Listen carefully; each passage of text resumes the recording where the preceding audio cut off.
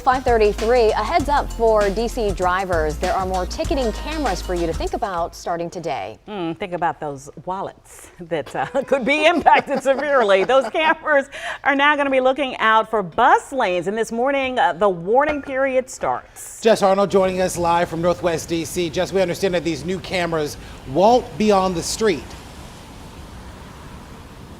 Correct. They're actually going to be mounted inside WMATA buses so that they can actually catch if a car is driving or parked in those marked bus lanes, which I'm going to show you. We're standing right in front of here. They're marked with red on the streets. It's hard to see in the dark, I know, and they say only bus here. Now you'll also see signs posted like this very large one right next to it. It'll tell you when you can and cannot be in these lanes because most of them are time-based. So here, of course, 7 a.m. to 7 p.m., you cannot be in this bus-only lane. Now, as you mentioned, today marks that warning period, and it lasts for 45 days. Now, this is actually a partnership between WMATA and DDOT, which will be enforcing the program. Metro's installing these cameras on 140 of its buses per the most recent fiscal year budget. So these cameras are going to take videos and pictures of cars in potential violation, and then DDOT will analyze them to make sure a car wasn't just turning right from the lane before issuing a ticket in the mail. Now, right now, this applies to the 12.7 miles of bus lanes that DC has and 3,000 bus zones.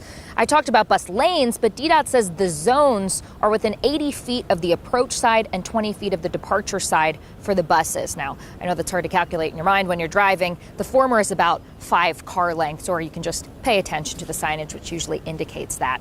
Now, here are the fines you're going to be looking at if you get that violation. $200 for cars that are parked or driving in those red bus lanes. Again, unless you're making a turn that's within 40 feet of an intersection, and $100 if you are stopped or parked in a bus zone.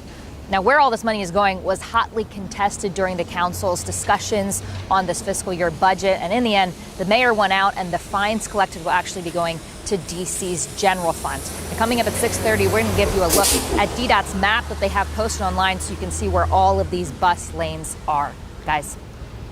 Just before we let you go, that's interesting that you bring that up about where the mayor says that money from the tickets will go, because it's certainly a departure from where other tickets go, because tickets that are given for parking, say, actually go back toward improving safety on the roads. I'm curious, is the goal for these tickets to improve safety, or is it to get money?